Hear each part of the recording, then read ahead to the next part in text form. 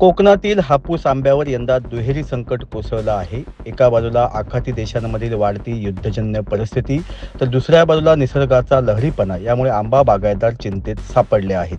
दरवर्षी भारतातून होणाऱ्या आंबा निर्यातीपैकी मोठा हिस्सा दुबई, सौदी अरेबिया, कतारसारख्या आखाती देशांकडे जातो. पण सध्याच्या तणावपूर्ण परिस्थितीमुळे हवाई आणि समुद्री वाहतुकीत अडथळे निर्माण होण्याची शक्यता आहे. जर हे युद्ध लांबलं तर आंबा निर्यात ठप्प होण्याचा धोका निर्माण झाला आहे. यंदा उत्पादनावरही मोठा परिणाम झाला आहे. ऑक्टोबरमध्ये अपेक्षित उष्णता न मिळाल्याने आणि तुडतुड्यांचा प्रादुर्भाव वाढल्याने हापूसच्या उत्पादनात तब्बल 30 ते 40% घट होण्याची शक्यता निर्माण झाली आहे. सध्या परिस्थिती पाहिली तर आज शेतकरी एवढा मेटाकुटीस आलेला आहे की अनेक प्रकारची औषधं मारून सुद्धा कुठल्याही प्रकारचा रिझल्ट येत नाही आहेत. त्याप्रमाणे जो थ्रिप्स नावाचा जो कीटक आहे त्याच्यावर आज विद्यापीठाने कुठल्याही प्रकारचं संशोधन केलं नाही. त्याला वारंवार मीटिंग्स होत आहेत, सर्व होत आहे, परंतु अद्याप कुठल्याही त्याच्यावर संशोधन न झाल्यामुळे थ्रिप्सचा अटॅक मोठ्या प्रमाणात आहे. त्यामुळे आंबा मोहर जरी आला तरी तो तोडून तिथे म्हणजे नाहीसा करतो. तसेच तुडतुडा हा सुद्धा जो प्रकार आहे कलमावरती येणारा, तुडतुड्याचंही प्रमाण मोठ्या प्रमाणात आहे. त्याच्यावरही अद्याप औषधं कुठली आलेली नाही आहेत आणि आज शेतकऱ्याचं जवळजवळ 90% एवढं नुकसान झालं आहे. 10%च फक्त आंबा आहे. त्यामुळे आज आपला देवगडमधला शेतकरी आज मेटाकुटीस आलेला आहे. कोकणातील रत्नागिरी, सिंधुदुर्ग, रायगड, पालघर आणि ठाणे जिल्ह्यामध्ये मोठ्या प्रमाणावर आंब्याची लागवड होते. मात्र यंदा उत्पन्न घटल्याने शेतकऱ्यांचे गणित बिघडले आहे. सध्या वाशी बाजारात हापूसला चांगला दर मिळत असला तरी 25 मार्च नंतर आवक वाढण्याची शक्यता आहे. त्याचवेळी जर निर्यात बंद राहिली तर मोठ्या प्रमाणावर माल स्थानिक बाजारातच अडकून पडू शकतो. परिणामी आंब्याचे दर घसरण्याची भीती व्यक्त केली जात आहे.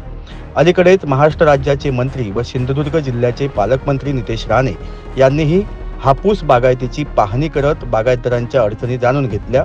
एकूणच युद्ध किती काळ चालणार यावरच यंदाच्या हापूस हंगामाचे भविष्य अवलंबून आहे. बागायतदारांसाठी ही परिस्थिती अत्यंत चिंताजनक आहे. मार्केटला दिला की नाही तर तो रेग्युलर म्हणून त्याला मिळणार ना, डागी म्हणून त्याला पेटीला ते 400-500 रुपये देतात ते याला देतात.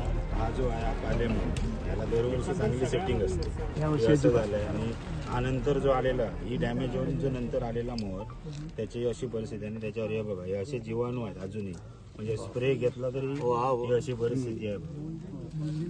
काही आता याच्यात छोटे छोटे आंबे जरा कोण आणि जरा इकडे मोहरला पण सेटिंग थर्ड मोहर पण तसाच झालाय. हे आहे का ते थ्री हे बुरशीचे आहे. अशी बुरशी आहे पूर्ण. मोबाईल आपला मोबाईलवर ते फ्लिप्स दिसणार, आता असा दिसणार पाणी इथून मग तो काळा होणार. जसा कारण दव आहे ना, चिटक दाखवतो तुम्हाला एक मोहर. ह्याने मोहर पूर्ण डॅमेज करून टाकलं नंतरचा.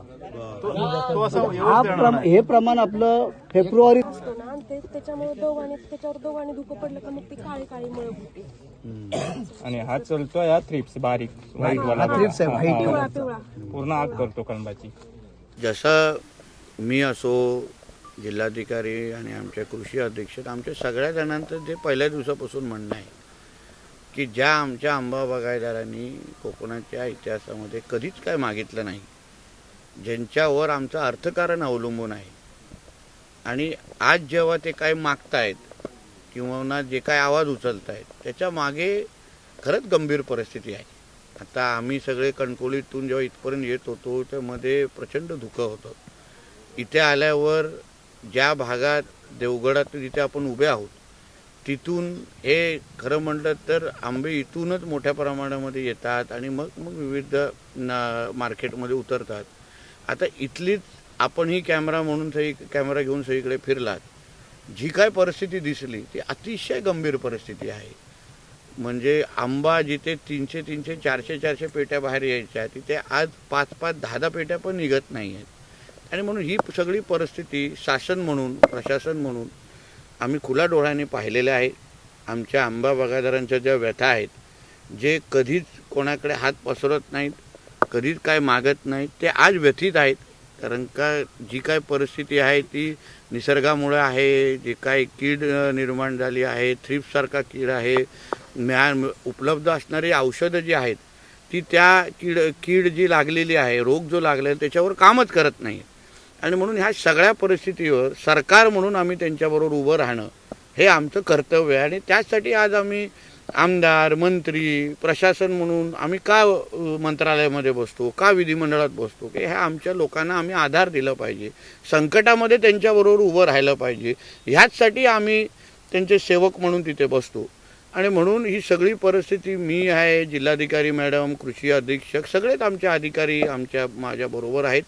आणि आज ही परिस्थिती पाहिल्यानंतर शासनाशी, मुख्यमंत्री कार्यालयाशी योग्य पद्धतीने माहिती तिथे पोहोचवणं, जशी मागणी जास्तीत जास्त मदत, जेणेकरून ह्या सीझनमध्ये जे काही नुकसान झालेलं आहे ते भरून कसं काढता येईल, ह्यांना शासन म्हणून ह्यांना आधार कसा देता येईल, त्या दृष्टिकोनातून आता आम्ही पावलं उचलणार आहोत.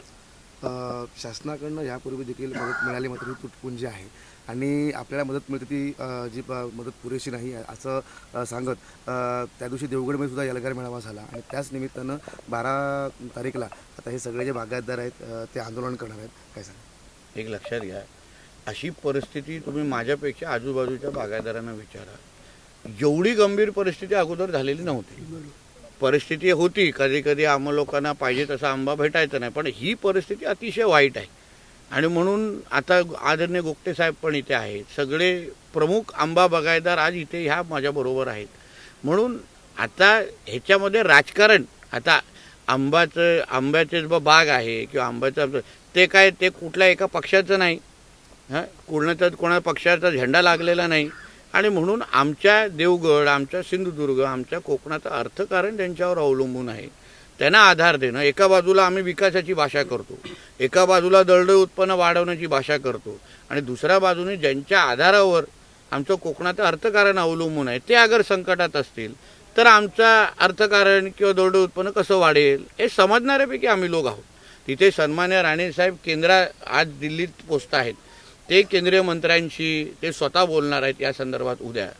आम्ही उद्या अधिवेशनात मंत्रालयात गेल्यानंतर आम्ही स्वतः मुख्यमंत्री साहेबांशी असो किंवा कॅबिनेटमध्ये परत एकदा त्या गोष्टी घेऊन एकंदरीत ह्या परिस्थितीवर मात आपल्यातला, जसं मी काल पत्रकार परिषदेत बोललो, एकच सिंधुदुर्ग म्हणून आपल्याला करायला लागेल. हा कुठल्या एका पक्षाचा विषय मिळकुलत नाही, होणारच पण नाही. ज्यांना आंदोलन करायच्या लोकशाहीमध्ये त्यांना स्वातंत्र्य आहे, पण ह्या आंदोलनाची ही परिस्थिती नाही. एकत्र मिळून आज ही परिस्थिती सरकारपर्यंत पोहोचवणे, सरकारकडून मदत आणणे. आणि सरकार म्हणून आज आम्ही फील्डवर आहोत, आज आम्ही लोकांशी बोलतोय, संवाद साधतोय आणि जास्तीत जास्त मदत. बघा, परिस्थिती गंभीरच आहे, कमी तुटपुंजी मदत देण्याची ही परिस्थितीच नाही आणि स्वीकारणार पण नाही. आणि आदरणीय मुख्यमंत्री त्या विचाराचे पण नाहीत. आणि 85% नुकसान झालेलं आहे असा अधिकृत रिपोर्ट आमच्या कृषी खात्याने ऑलरेडी सरकारकडे दिलेला आहे. आणि म्हणून सरकार म्हणून आम्ही अलर्ट आहोत आणि मदत ही चांगलीच मिळणार. ह्यांना परत उभं करणं, आधार देणं हेच सरकार म्हणून आमचं काम आहे. म्हणून काल आम्ही बारामती जे काही तिथे लॅबचा एक पर्याय सांगितला आणि सरकार म्हणून जी मदत करायची आहे आम्ही निश्चित पद्धतीने करतो. तुम्ही पाहतात GNH. अरे उस प्लान का क्या हुआ? इस वीकेंड पे चले क्या? गाइस, हिमाचल और केरला? नहीं यार, इट्स टू कोल्ड. तो फिर गोवा चले क्या? Okay, let's go for it. Done done. Flight tickets तो बुक हो गए हैं, पर वहाँ घूमेंगे कैसे? रेंट कार बुक करें? ओके. ओके. अरे यार, ये तो बहुत एक्सपेंसिव है. अरे हाँ, गोवा है यार, बाइक ले लेते हैं. Okay.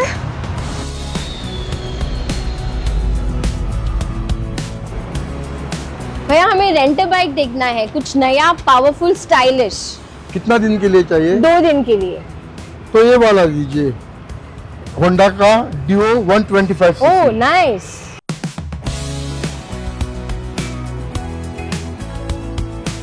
The all-new Honda Dio 125. Bold design, powerful 125cc performance and smooth rides made for Goa.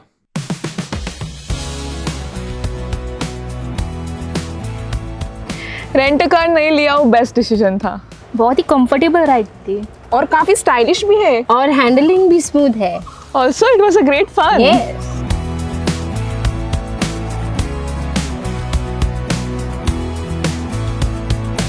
Honda Dio 125. Rent it, ride it, live Goa.